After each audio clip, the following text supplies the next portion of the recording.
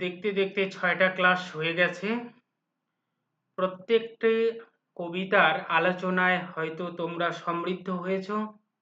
এই আশা রেখে আরও একটু সমৃদ্ধ করাতে ইউনিট 1 পদ্যাংশ থেকে কাজী নজরুল ইসলামের কুলি মজুর কবিতাটি আলোচনা করব। এই আলোচনায় তোমাদেরকেও সহযোগী হিসাবে পেতে চাই। আশা রাখছি আলোচনায় তোমরা সমৃদ্ধ হবে। কুলি মজুর কাজী নজরুল ইসলামের লেখা। কুলি মজুর এক কথায় শ্রমজীবী। কুলি যারা মোট বয়,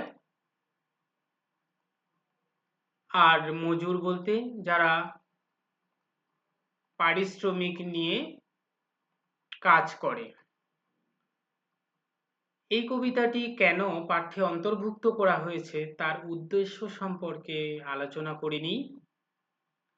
কাজী নজরুল ইসলাম বিদ্রোহী কবি হিসেবে পরিচিত।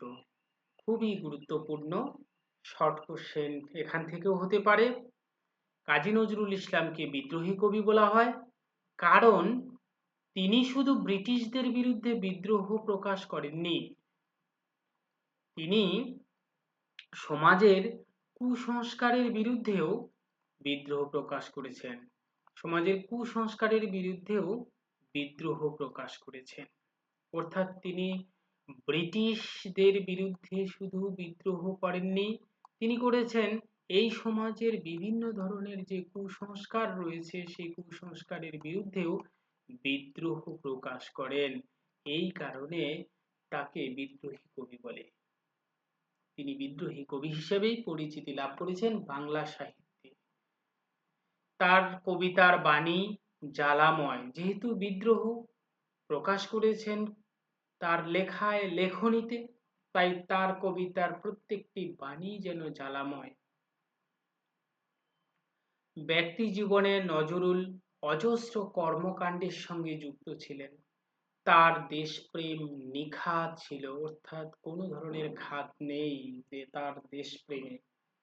ভারতীয় সেনাবাহিনীতে কিছুদিন তিনি কর্মরতও করেছিলেন। ছোটবেলায় এতটাই দুঃখ কষ্টে তার দিন যাপন হয়েছে যে ছোটবেলায় সে দুখু মিয়া নামেও পরিচিত ছিল, এটাও মনে রাখতে হবে। তিনি সম্পাদনা করেছেন ধূমকেতুর মতো পত্রিকা। শর্ট কোশ্চেন আসে, তার সম্পাদিত একটি পত্রিকার নাম লেখো। ধূমকেতু।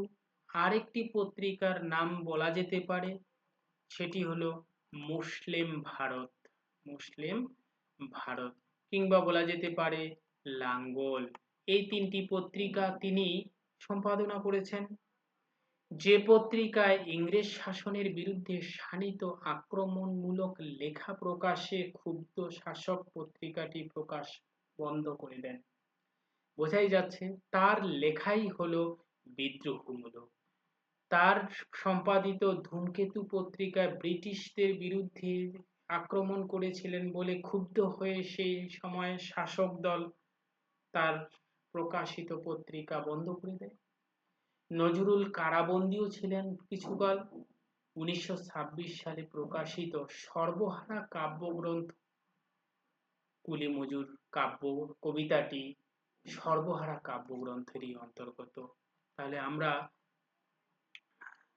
সর্বহারা কাব্যগ্রন্থ থেকে এই কবিতাটি নেওয়া হয়েছে। যদি প্রশ্ন আসে যে কুলি মজুর কবিতাটি কোন কাব্যগ্রন্থ থেকে নেওয়া হয়েছে, তাহলে অবশ্যই বলতে হবে সর্বহারা কাব্যগ্রন্থ থেকে নেওয়া হয়েছে।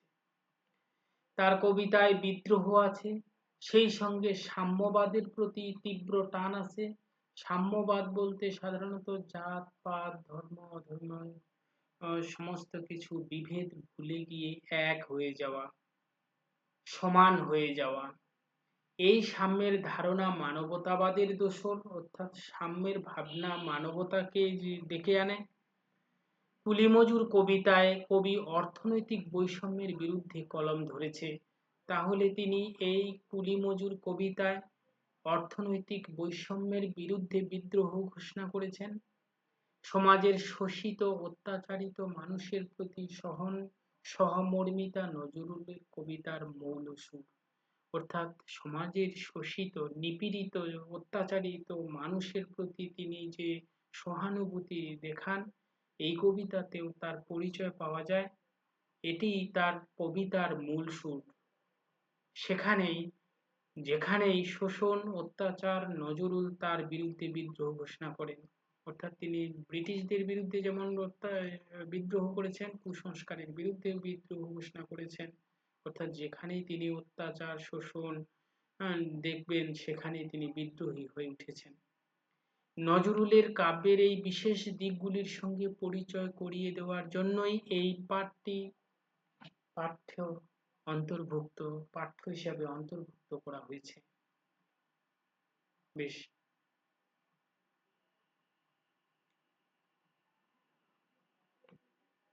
নেক্সট, কবি পরিচিতি।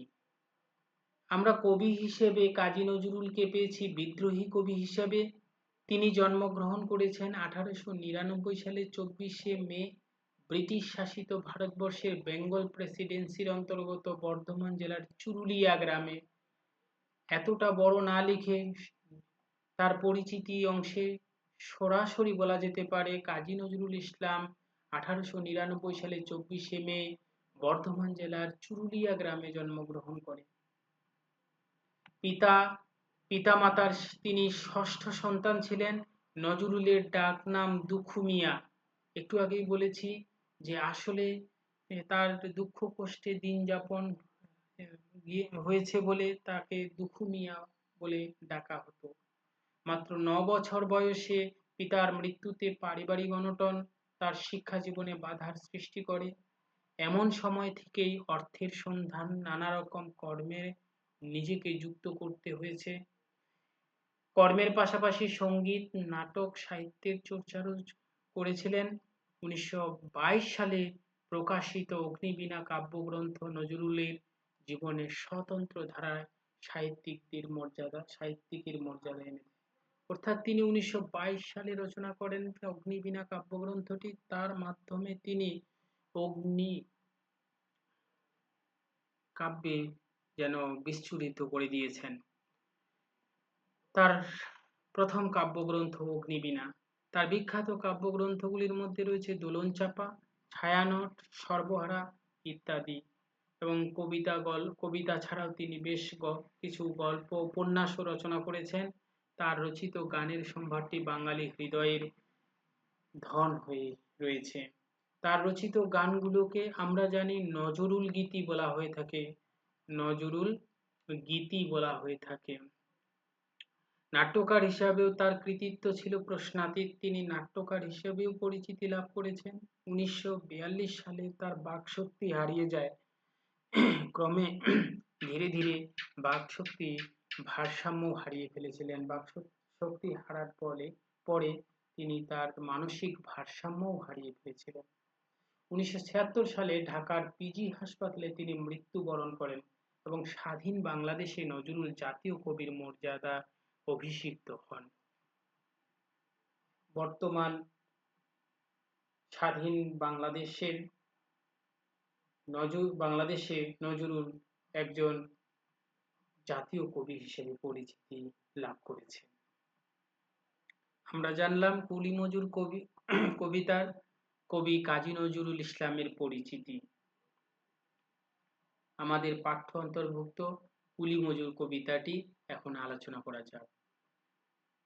আশা রাখছি খুব সহজ সরল ভাবে বুঝিয়ে দেওয়ার চেষ্টা করব এবং কোথাও বুঝতে না পারলে বা কোথাও ভুল হলে তোমরা অবশ্যই পরামর্শ দিবে, কমেন্ট বক্সে লিখবে। দেখিনু সেদিন রেলে কুলি বলে এক বাবু সাপ তারে ঠেলে দিল নিচে ফেলে। একদম সহজ ভাবেই বোঝা যাচ্ছে যে কবি সেদিন রেলে দেখেছে এক বাবু সাপ কুলিকে নিচে ফেলে দিয়েছে। কুলি শব্দের অর্থ আমরা জানি মোট বয় যারা। আমরা দেখেছি রেল স্টেশনে যাত্রীদের মোট নিয়ে যারা বয়ে নিয়ে যেতে সহযোগিতা করে, সাহায্য করে, তাদেরকে কুলি বলে। সেই কুলিকে এক বাবু সাহেব একদিন নিচে ফেলে দিয়েছে। চোখ ফেটে এলো জল, এমনি করে কি জগৎ জুড়িয়া মার খাবে দুর্বল। এই কুলিকে ফেলে দেওয়া দেখে কবির চোখে জল এসেছে, আর মনে মনে ভেবেছে, এই কুলির মতো করেই কি দুর্বলেরা এই পৃথিবীতে মার খাবে। অর্থাৎ কুলির প্রতি কবির সহানুভূতি প্রকাশিত হয়েছে। যে দধিচিদের হাড় দিয়ে ওই বাষ্প শকট চলে, বাবু সাহেব এসে চড়িল তাহাতে, কুলিরা পড়িল তলে। কবি ভেবেছে, যে দধিচিদের হাড় দিয়ে বাষ্প শকট চলে, বাষ্প শকট মানে হচ্ছে বাষ্পচালিত রেলগাড়ি, বাষ্পচালিত রেলগাড়ি চলে। দধিচিদের হাড়, মনে রাখবে, খুবই গুরুত্বপূর্ণ দধিচি শব্দটা। দধিচি একজন পৌরাণিক মুনি ঋষি। মনে করা হয় যে দধিচি মুনির হাড় দিয়ে বজ্র তৈরি করে বৃত্রাসুরকে ধ্বংস করে স্বর্গ উদ্ধার করা হয়েছে।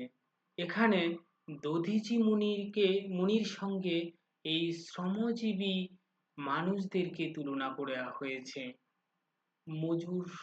কুলি মজুরদের তুলনা করা হয়েছে। যে দধিচিদের, অর্থাৎ দধিচিদের মতো শ্রমজীবীদের হাড় দিয়ে, অর্থাৎ হাড় ভাঙ্গা পরিশ্রম দিয়ে বাষ্পচালিত রেল চলে, সেই রেলে বাবু সাহেবরা এসে চড়ে, আর কুলিরা তলে পড়ে। বেতন দিয়াছ, চুপ রও যত মিথ্যাবাদীর দল, কত পাই দিয়ে কুলিদের তুই কত ক্রোর পেলি বল। বলেছে কবি তাদেরকে ধমক দেওয়ার মতো করে বেতনের কথা উল্লেখ করেছে। বলেছে তাদের কত বেতন দাও, সবাই তোমরা মিথ্যাবাদী।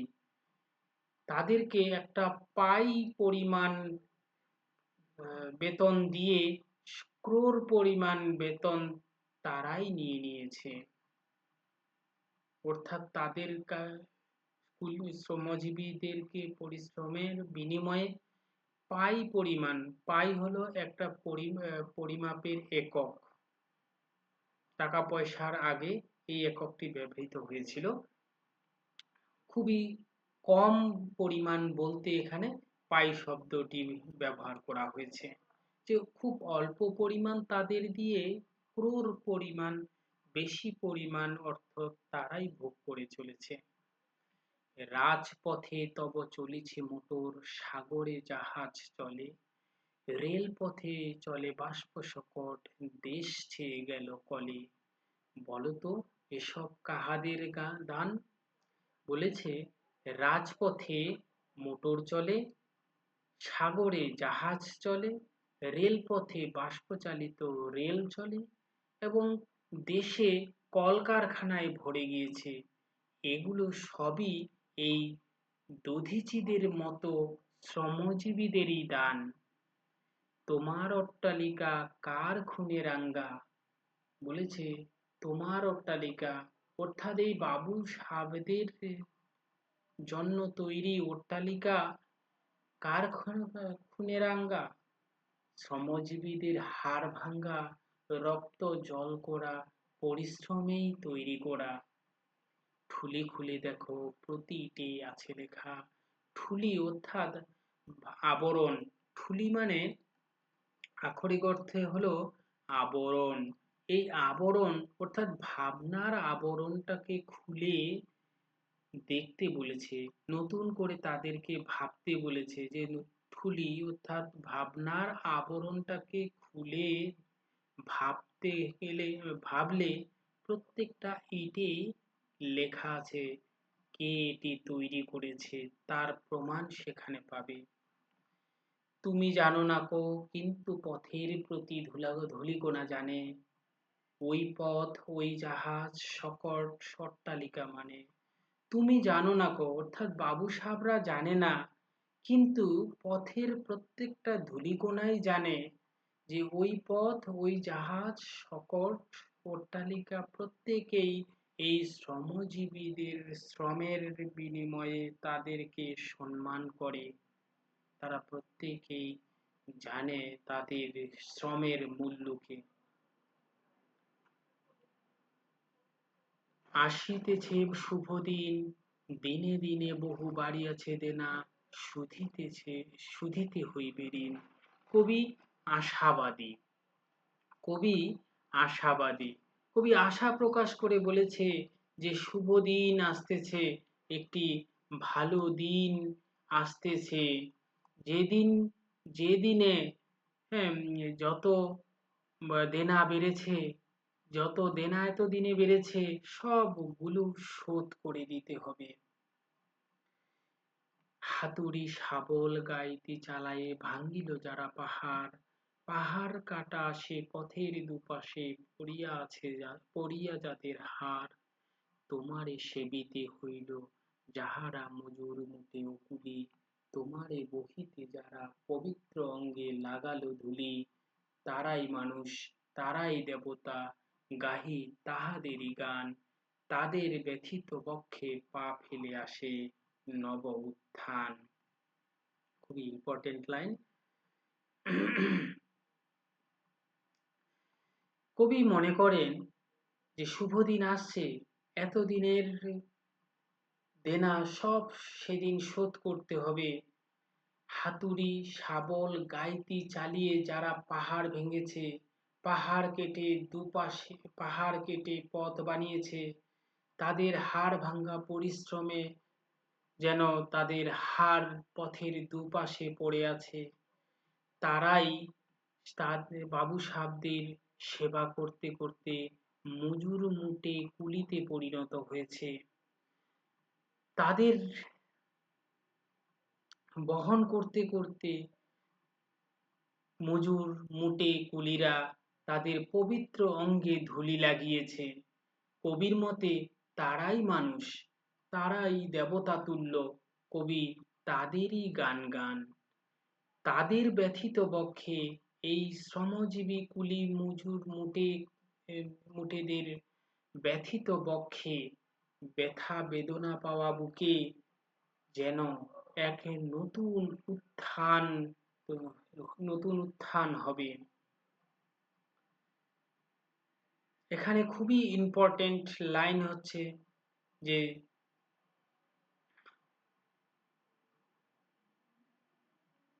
গাহি তাহাদেরই গান, তাদের ব্যথিত বক্ষে পা ফেলে আসে নব উত্থান।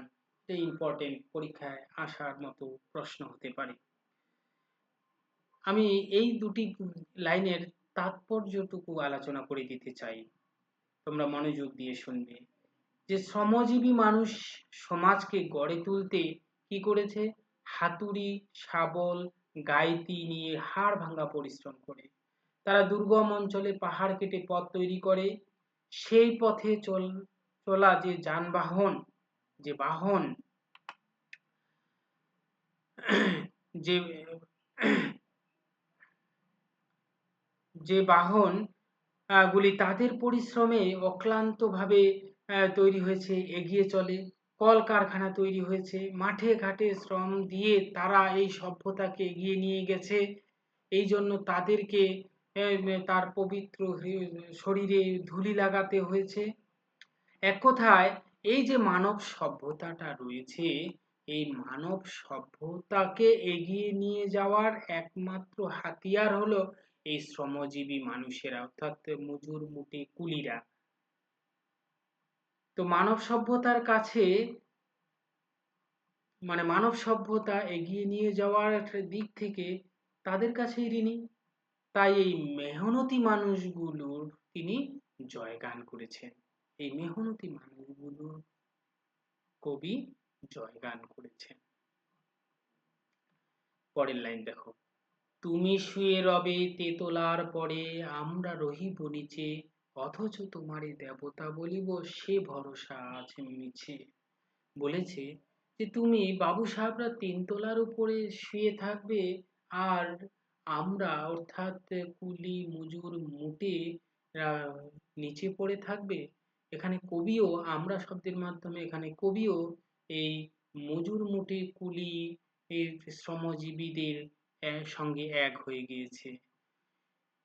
তারা উপরে থেকে শ্রমজীবীদেরকে নিচে ফেলে রেখেও তাদেরকে এই বাবু সাহেবদেরই আবার দেবতা বলতে হবে, এই ভরসাটা, এই বিশ্বাসটা আজকে মিথ্যায় পরিণত হয়েছে। সিক্ত যাদের সারা দেহ মন মাটির মমতা রসে, এই ধরনীর তরণীর হাল রবে তাদেরই বসে। কবি আশাবাদী। কবি বলেছে সিক্ত মানে ভেজা, সিক্ত মানে ভেজা। বলেছে যাদের সারা দেহ মন এই মাটির মমতার রসে ভেজা রয়েছে, তারাই এই পৃথিবীর, এই ধরনীর তরণীর হাল, অর্থাৎ এই পৃথিবীর হাল তাদেরই বশে থাকবে। এক কথায় তিনি শ্রমজীবীদের হাতে এই পৃথিবী পরিবর্তনের হাল হাল ধরতে বলেছে। তারই পদরজ অঞ্জলি করি মাথায় লইব তুলি, সকলের সাথে পথে চলি, যার পায়ে লাগিয়াছে ধুলি। কবি বলেছে তারই পদরজ, অর্থাৎ এ যাদের শরীর দেহ মনে মাটির মমতা রস লেগে থাকবে, তারাই এই পৃথিবী পরিবর্তনের হালকে বশে রাখবে। তাদেরই পদরজ, পদরজ, পদরজ মানে হচ্ছে পায়ের ধুলি, পায়ের ধুলি, পায়ের ধুলি কবি মাথায় তুলে নেবে এবং সকলের সঙ্গে সেই ধুলি পায়ে লাগিয়ে চলবে। আজ নিখিলের বেদনার্ত পীড়িতের মাখি খুন, লালে লাল হয়ে উদিছে নবীন প্রভাতের নবারুণ। কবি এখানে উপমার সাহায্যে তার পরিবেশ বর্ণনা করতে চেয়েছে। বলেছে আজকে এই নিখিল মানে পৃথিবীর, আজকে এই পৃথিবীর বেদনার্ত পীড়িতের মাখি খুন।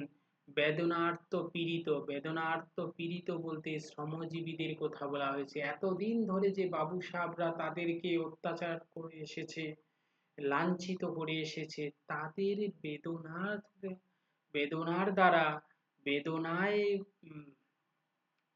খুন মানে রক্ত, বেদনার রক্তে যেন চারিদিক লালে লাল হয়ে একটা নতুন সকালের নবারুণ, নতুন সূর্যের উদয় হবে।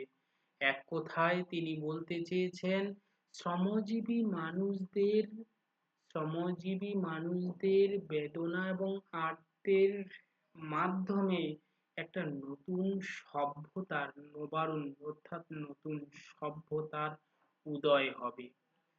আজ হৃদয়ের জামধরা যত কবাট ভাঙ্গিয়া দাও, রং করা ওই চামড়ার যত আবরণ খুলে নাও। বলছে আজকে হৃদয়ে জাম ধরা মানে জং ধরা যত কপাট আছে, কপাট বলতে দরজা আছে, সেগুলো ভেঙে দাও, দিয়ে রং করা ওই চামড়ার আবরণগুলো খুলে নাও, খুলে নিতে বলেছে।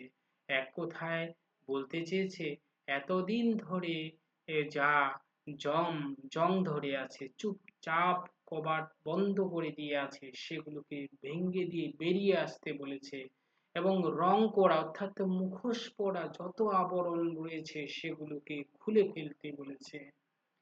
আকাশের আজ যত বায়ু আছে হইয়া জমাট নীল, মাতামাতি করে ঠুকুক এ বুকে খুলে দাও যত খিল। উপমার সাহায্যে তিনি এক পরিবর্তনকামী পরিবেশের বর্ণনা দেওয়ার চেষ্টা করেছে। বলেছে আকাশের আজ যত বায়ু আছে হইয়া জমাট নীল, এতদিন ধরে যে ব্যথা বেদনাগুলো বুকে জমাট বেঁধে রয়েছে, সেই ব্যথা জমাট বাঁধা ব্যথা বেদনাকে এখানে আকাশের জমাট বাঁধা নীলের সঙ্গে তুলনা করেছে। এই নীলগুলো মানে যে জমাট হয়ে আছে সেগুলোকে খুলে দাও, চারিদিক সেগুলো যেন মাতামাতি করে চারিদিক যেন ছড়িয়ে পড়ুক, ছড়িয়ে পড়ুক। সকল আকাশ ভাঙ্গিয়া পড়ুক আমাদের এই ঘরে, মোদের মাথায় চন্দ্র সূর্য তারারা পড়ুক ঝরে। বলেছে সকল আকাশ ভাঙ্গিয়া পড়ুক আমাদের এই ঘরে, সকল আকাশ অর্থাৎ সবার ভাবনা আমাদের এই ঘরে, অর্থাৎ কবির ভাবনার ঘরে যেন বেরিয়ে আসে, এবং চন্দ্র সূর্য তারারা যেন সবাই ঝরে পড়ে, অর্থাৎ এক হয়ে যাক। সকল কালের সকল দেশের সকল মানুষ আসি, এক মহানায় দাঁড়াইয়া শুনো এক মিলনের বাসি। সকলের সকল কালের সকল দেশে মানুষ একসঙ্গে এসে এক মহানায় দাঁড়িয়ে এক মিলনের বাঁশি যাতে বাজায়, মানবতার বাঁশি যেন একমাত্র সুর হয়ে যায়। একজনে দিলে ব্যথা সমান হইয়া বাজে সে বেদনা সকলের বুকে হেথা। একজন যদি কেউ ব্যথা দেয়, সেই ব্যথা যেন সকলের ব্যথায় পরিণত হয়, সবাই যেন তার নিজের বুকে মানুষের মানবতার নিপীড়নকে ব্যথা হিসাবে অনুভব করে। একের অসম্মান নিখিল মানব জাতির লজ্জা সকলের অপমান।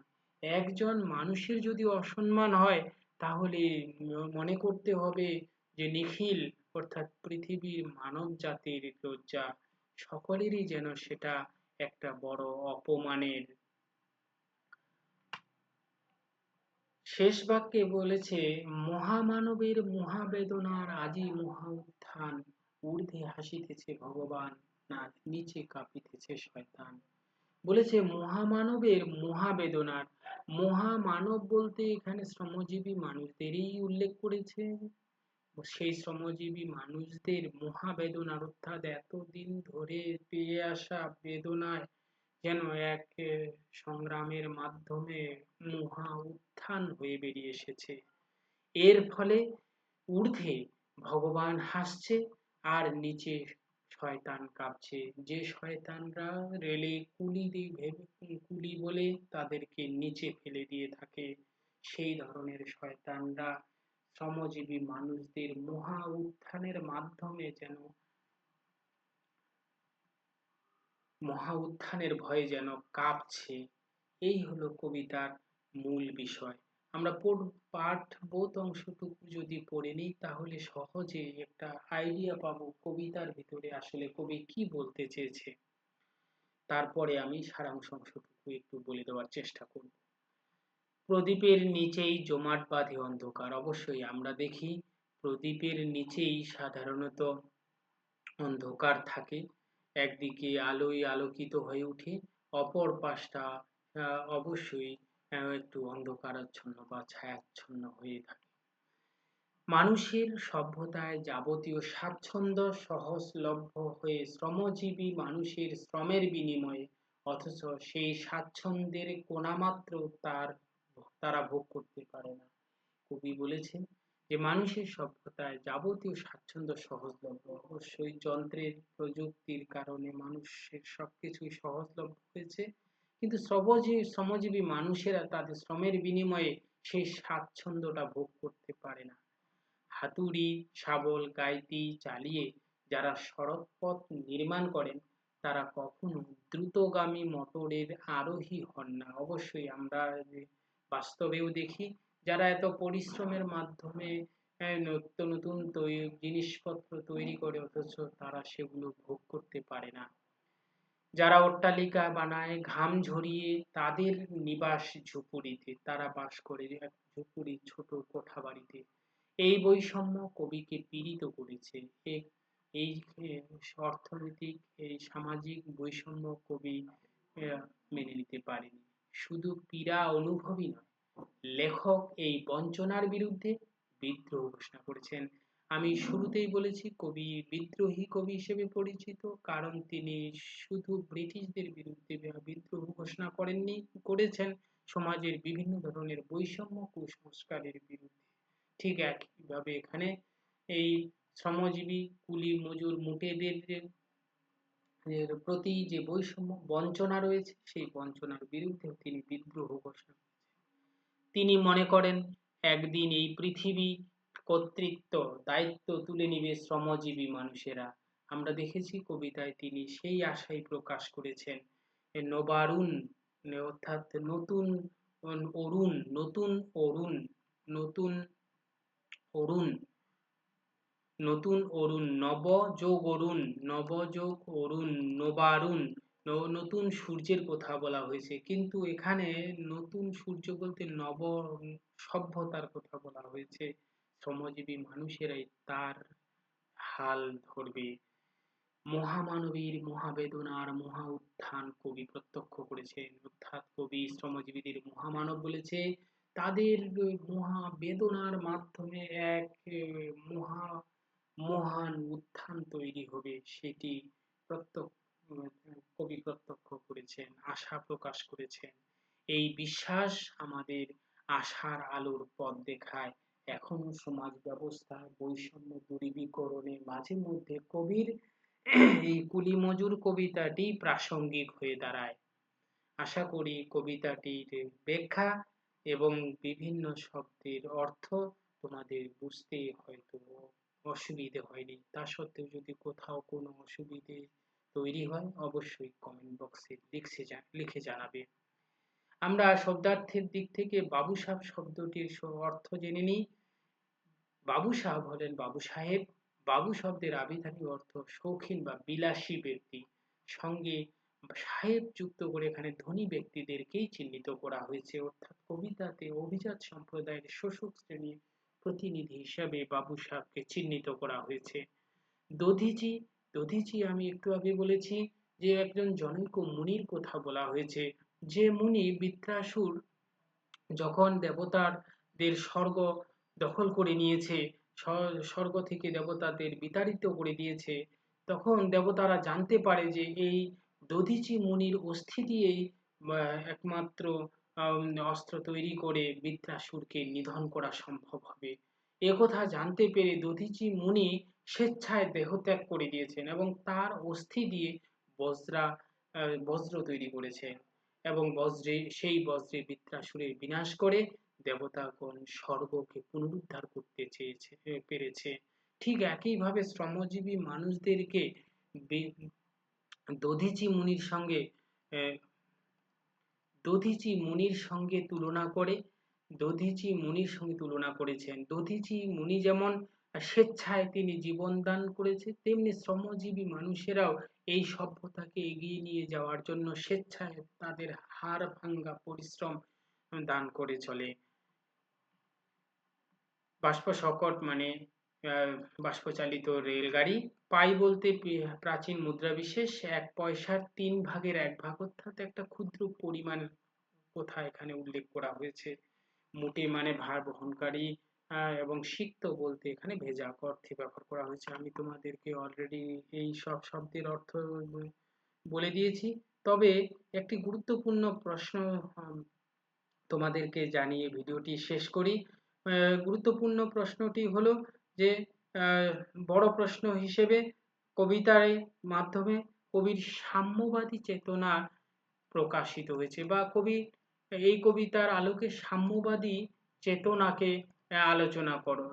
আমি কবিতার শুরুতে সাম্য শব্দের অর্থ ব্যাখ্যা করেছি। সেখানে বলেছি যে